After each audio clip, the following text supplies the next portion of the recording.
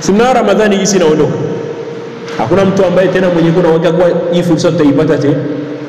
Na Ramadhani sisi tukao tunaishi kwa raha, tunaenjoy.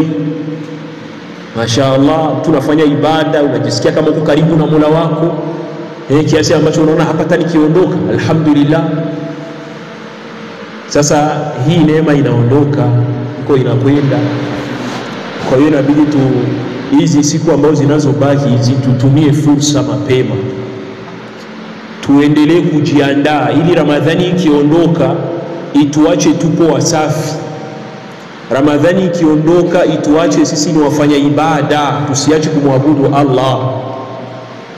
Ramadhani ikiondoka ule wema wetu na ukarimu wetu wa kujitolea kwa ajili ya Allah uendelee. Jitahidi sana uyafanye mazuri mwishoni wa mwezi wa Ramadhani ili Allah akuwezeshe baada ya Ramadhani kuondoka ubakie kwenye wema wako, ubakie kwenye uchamungu wako. Tunaelewana vizuri ndugu zangu Waislamu?